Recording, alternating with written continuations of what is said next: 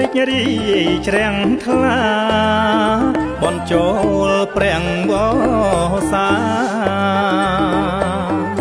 រិចរីច្រាំងថ្លាបនចូលប្រាំងវសាជាបនសាសនា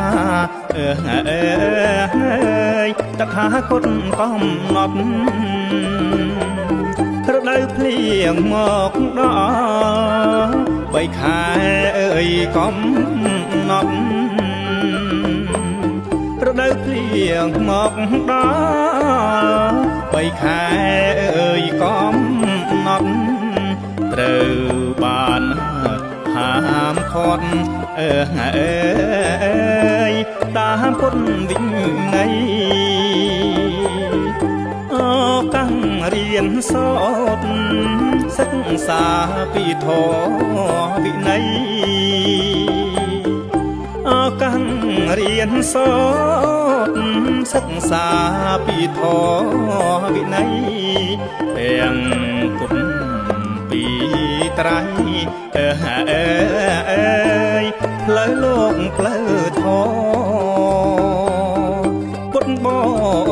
រិស័ទពុទ្ធពងឲ្យបានល្អពុទ្ធបរិស័ទពុទ្ធពងឲ្យបានល្អទឹកចិត្តបវសាកសលទានសូមឲ្យកុងសលបានផលវិជ្ជមានសូមឲ្យកុងសលបានផលវិជ្ជមា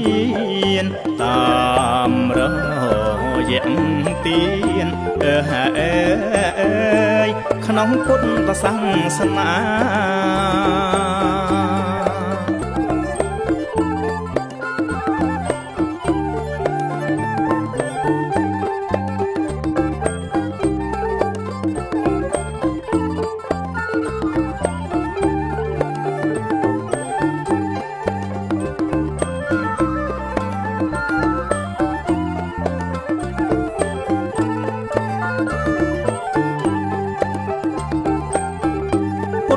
បរិស័ទពុទ្ធពងឲ្យបានល្អពុទ្ធបរិស័ទពុទ្ធពងឲ្យបានល្អទឹកចិត្តបវ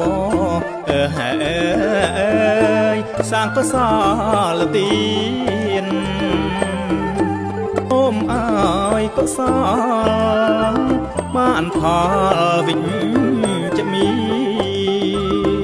នសូមឲ្យកុសលបានផលវិជ្ជមានតាមរយៈទាន